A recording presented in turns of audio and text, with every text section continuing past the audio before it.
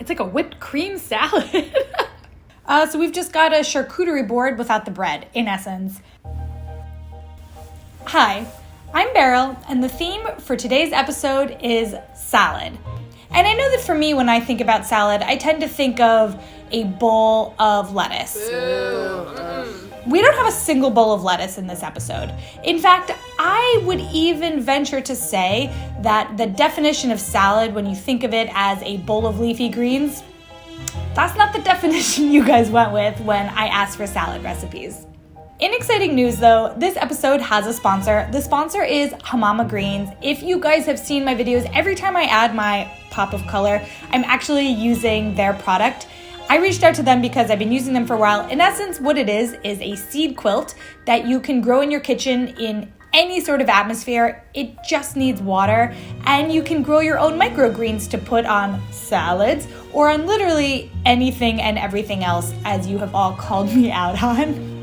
And there are tons of different types of microgreens you can grow. The radish ones, like I'm using today, are kind of spicy, and then you have sweeter ones. You can do leafy greens. It's a grab bag of fun. I always thought about microgreens as these kind of bougie things that you would see in fancy restaurants, and they were always so expensive at the farmer's market. So when I found this, I was like, whoa, cool. They gave me a link, which I'm putting in the description below if you want to try them, and honestly you should, because it's just really fun. And you can put pops of color on anything and everything, just like me. Before we dive into the recipes, I want to make sure that we're all on the same page. So here's my question. What is a salad? And here's the definition that I'm going with. A salad is a mixture of foods, usually including at least one vegetable. It can be cold, room temperature, or warm. Pretty much a salad can almost be anything, which makes this episode actually a lot more fun. And in my research, I found that there are kind of these buckets of salad.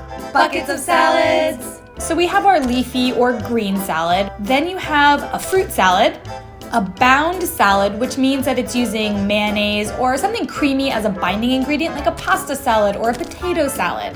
There are dinner salads and there are dessert salads. And we actually go through quite a lot of these different salads in this episode. So I hope that this will expand your view of what a salad is and that not all salads are healthy.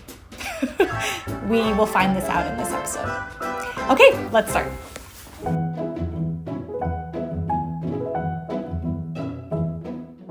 Hi, my name is Clara and I'm from Barranquilla, Colombia, and the dish I want to share with you today is called ensalada de payaso, which means clown salad. This name is kind of a joke because when you eat it, you might stain your mouth, so we call it clown salad. The star of the dish is beet. It also has carrots, onions, potatoes, tomatoes, cilantro, lime, salt, and mayo. And of course, to top, you can add hard-boiled eggs. I love the contrast of flavors between the creaminess of the mayo and the sweet you get from the beet and the tang you get from the lime. So it's like a perfect combination. It's super fresh and it's super delicious, especially at lunchtime. The dish was actually popularized by street vendors that go around the city in bikes, and they will serve them to people who were at lunch breaks. So they will eat it in the shadow of an almond tree. So it was a really nice thing for people to have. I really love this salad because it reminds me of the nature of people from my city. You can see the vibrant colors and you can smell the culture. You can taste the jokes. You can see how joyous we are and how we view life. And I really can't help but smile every time I eat it. So I really hope you smile too, and que lo disfrutes, which means enjoy it. Bye! So we're starting with a Colombian bound salad, as we learned when we're talking about the definitions of salads. I love that it was called a clown salad, and the color is just so beautiful. Beets just make everything pop. Like, look at that color. Pretty. This bite's too big. I mean, as much as I disparage myself when I make a mayonnaise salad, they taste so good. It is really nice, the pop of lime with the creaminess of the mayo. It's interesting because the tomato is almost like the crunchiest thing in the salad, because you have a boiled potato. What did I just say? You have boiled beets, potatoes, and carrots, so they all have quite a soft kind of texture. And then a crunchy cold tomato. I'm gonna have it with the egg. Ooh, cold salad, warm egg. That was nice. How about the description of eating this salad under the shade of an almond tree? I don't think I've ever even been in the presence of an almond tree. I would love to eat this under the shade of one though. Is my mouth stained? There's no way for me to know if I look like a clown. I don't feel like one. This was a good start. I don't feel healthy, but it definitely feels different from when I was eating French fries.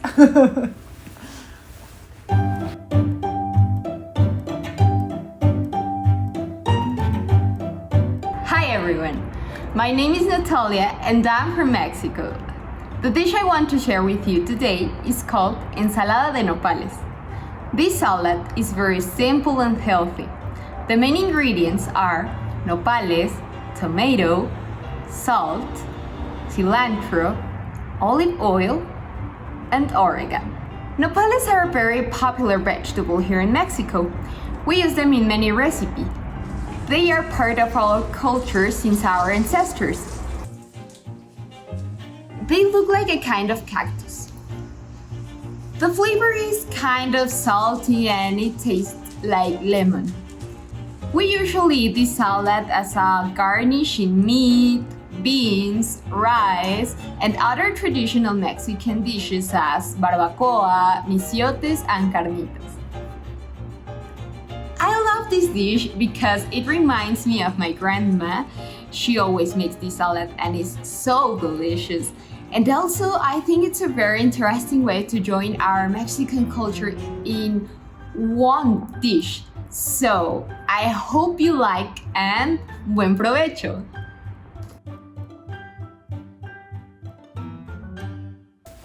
I love nopales. I was really excited when I saw this salad submitted and I was immediately like, Yes, I want to eat that. nopales, I was not able to find fresh ones, but the ones that you can get in a jar or in a can definitely work. You don't need to start with fresh, but if you can, obviously, I'm sure it tastes better. These I just got at a tiny Mexican grocery store near my house. Yum!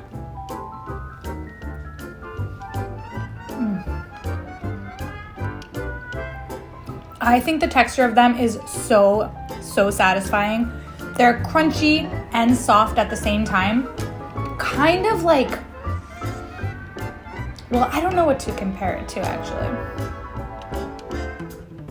No, I don't know. Nopales is definitely one of those quintessential Mexican ingredients. When you think about like what is an ingredient that really makes you think about a country, nopales is that for me. From Mexico. If you wanted to make Mexican food at home one night, I would absolutely recommend adding this. It is super simple to make. You just need to find the nopales, and like I said, you can get them in a can or in a jar. And then you just add like tomatoes. Bada bing, bada boom, bada nopales. All right, next salad.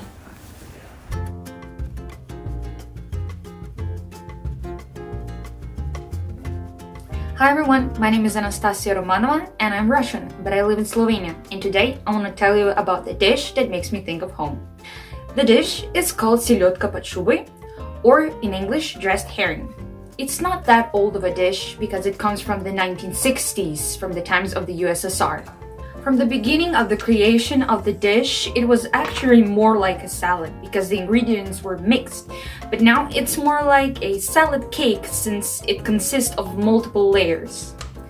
These layers can be from potato, then carrot, onion, beetroot, egg, but the most important ingredient is herring, which is usually at the bottom or the second layer of this cake salad. And in between the layers, you smother them with mayonnaise and also on top of the salad cake when you're finished. Then you can also garnish it with dill for aesthetic purposes.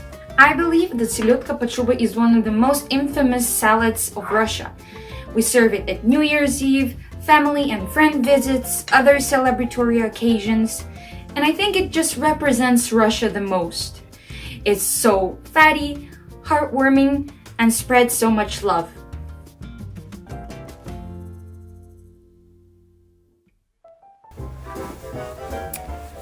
Salad cake. We love to see this. I am not a huge fan of herring. Oh. The herring is actually, I mean, it's still strong. It's not my favorite fish, but it's actually balanced really well in this. Mayonnaise will do that. To be a truly authentic Russian salad, I probably could have added a bit more mayonnaise. Okay, and I did not realize this when I was choosing the salads, that this salad is in essence the Colombian clown salad. The only addition really is the herring. And how wild is that? You know, you have these two countries, completely different, totally different countries.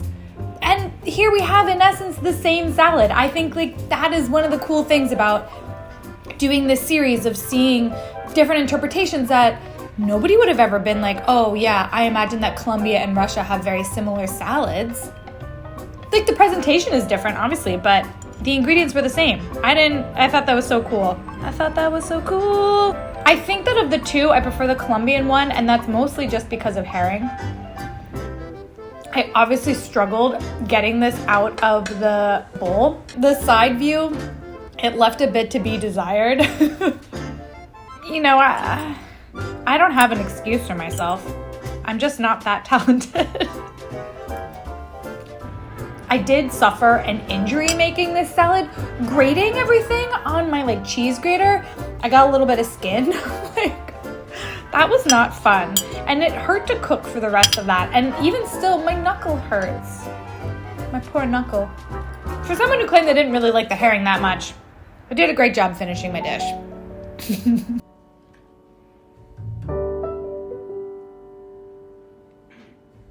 Hi everyone, I'm Sebastian from Colombia, but I live in the city of Basel in Switzerland since 13 years.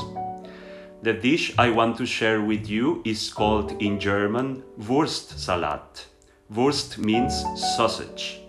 For this salad, you need a sausage called cervela, which is a pre-cooked sausage, some pickles, a hard cheese like Emmental or Gruyere, chopped onions, a vinaigrette with mustard, and some chives and herbs you like.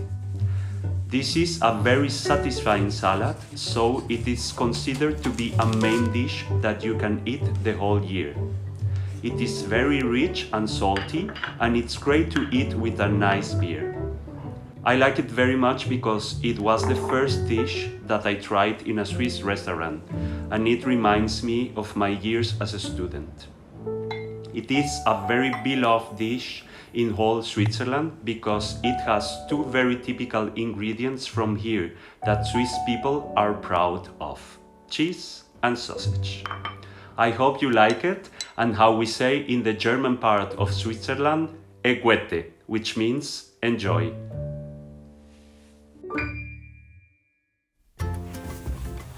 I'm calling this one a dinner salad because it seems like a dinner salad.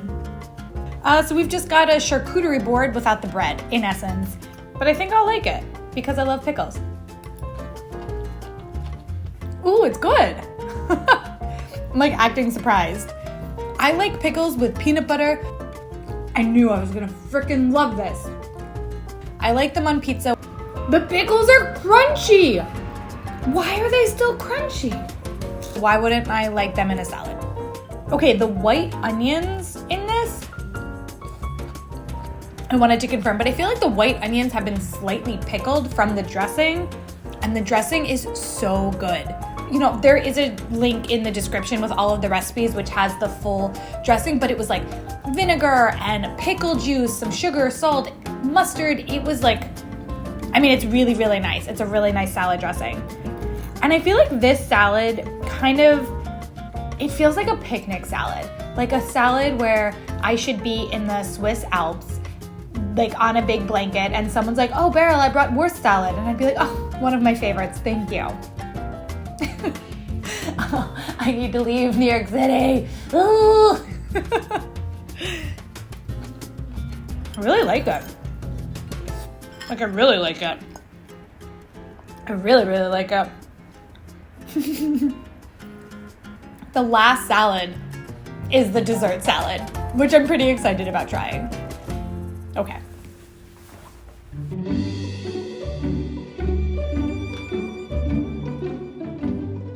Hey Beryl, hey Internet. My name is Dainty from the Philippines, and I'm here to talk a bit about Buko salad. Buko salad is the Filipino version of fruit salad with buko, or the flesh of a young coconut, as its main ingredient. Coconuts are ubiquitous here in the Philippines as well as other neighboring Southeast Asian countries, and I feel like we've managed to incorporate it in a lot of our dishes and desserts here. And buko salad is one of the most well-known ones. I've also read somewhere that this dish might date back to when the Americans were here in the early part of the 20th century, back when we were first introduced to canned goods. So the buko is combined with a bunch of other fruits. We usually use the canned tropical fruit cocktails that are widely available in the supermarket here. And then we mix in an all-purpose cream concoction, a condensed milk, to blend everything together into this creamy yet refreshing treat. Then we leave it in the fridge for a few hours because it's best served chilled. So it is beloved by Filipino households, and this can be served during parties and fiestas, or when you just feel like whipping up a batch on a very hot afternoon. Final salad, a dessert salad. And I don't even know, I don't have any expectations because so many of the ingredients in this salad I had never even heard of before. What? It's like a whipped cream salad. It's sweet, but the fruit is like, it helps kind of balance that. Whoa. Okay, I'm gonna try this jelly, this coconut jelly. Oh. I get these in my bubble teas. Oh, I didn't realize that's what it was. The heavy table cream, I'm still kind of confused as to what it is. Like, it's not whipped cream because it's super thick, but it wasn't heavy cream because it wasn't a liquid. I don't know, but when I tasted it on its own, I was like, woo, get some lactate ready, I feel like definitely the idea of having this at a party checks out, like sitting alone in my living room, maybe not quite the vibe. However, I could see myself standing around holding a bowl, chatting to some people in a backyard barbecue, being like, hey, how's the family? Everybody good? So that wraps up this episode of salads. However, I do have a couple other salad submissions, so I'm gonna make a part 2. I do need a few more, so leave a comment if there's another salad that I should add. Spoiler alert, I do have Indonesia already, so you guys are covered. With that, big thank you to the sponsor, and I will see you all in my next video.